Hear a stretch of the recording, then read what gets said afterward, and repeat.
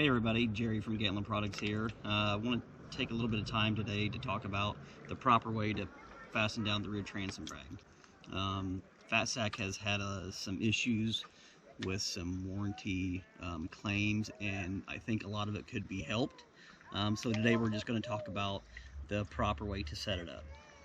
Okay, what you're going to need, obviously, you're going to need your transom bag, your ballast pump. We need 2 docking lines. And I like to use an airbag to inflate the bag to get it positioned properly. So let's go ahead and do that. What we're going to do is, we already got the bag placed out here, it's rolled out.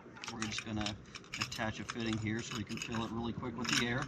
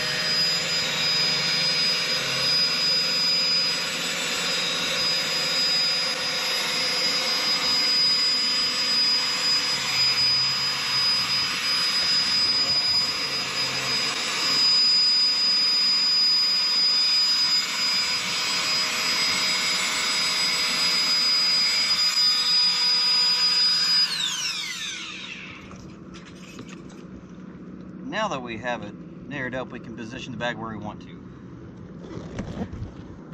Looks about right to me. Alright, now we're going to take our dock line, so we're going to use the guiding loops on the bag. Now these loops are strictly for guiding the rope to attachment points. They're not to tie to, they're not to really pull real tight on the bag. They're just to guide it and to put a little tension on the bag to keep it in place whenever it's full. So we're going to go ahead and do that now.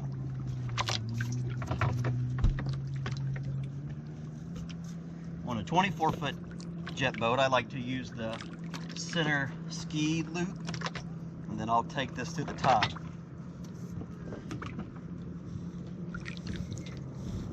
And then the lower dock line, I'll put to my cleat. And I'll go ahead and bring that one to the bottom.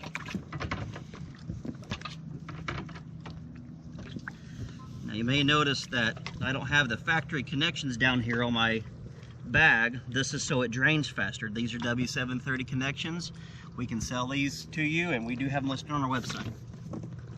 So then I'll take the bottom line and I'll tie it directly to my handle. Now you notice I'm not really trying to pull the bag, I'm just putting tension on it.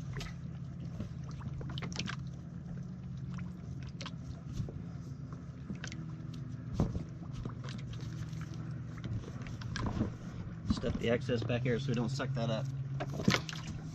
Same way here. I'm not really pulling on it, just putting tension.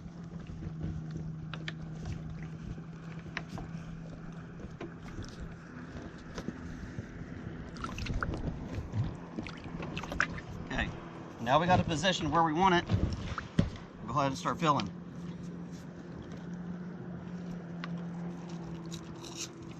Take your ballast pump. We have a strap here on it.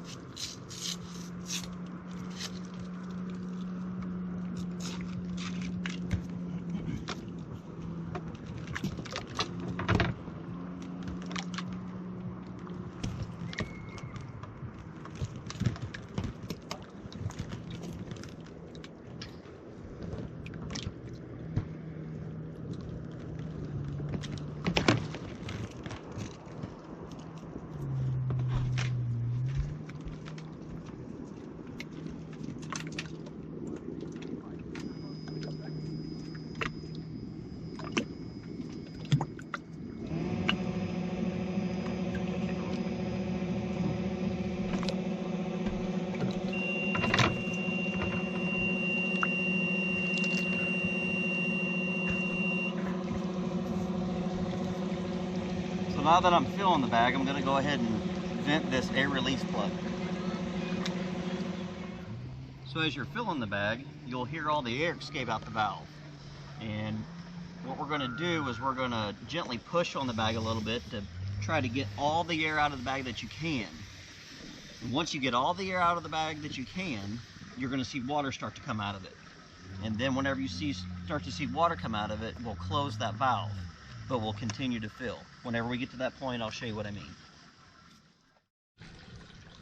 Okay, now that we've started filling the bag and we vented all the air out of the cap, there's water starting to come out of the overflow. Well, we're going to push on the bag a little bit to get all the air out that we can. Once you hear all the air escape the bag, then we're going to shut it. At this point, you're not done filling the bag yet.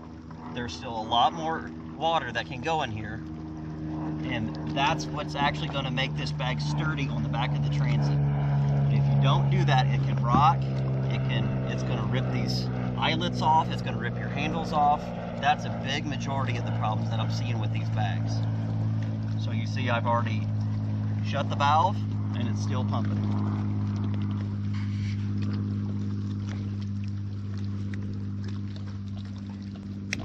Getting pretty tight. That's almost about where I like to keep it right there. Pretty full. It's not really rocking a lot.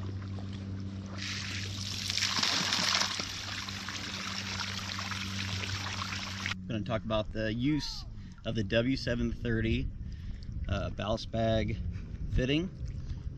We put 2 additional fittings on the bag, and for the reason of that is quick release of the water whenever we're done with our surf session. So simply done at the surf, and then you just pop them. Drains the bag pretty quick. Don't have to worry about it. Still have your lines in place to keep the bag from falling in the water. Go do your other stuff, tidy up the boat, come back to it later.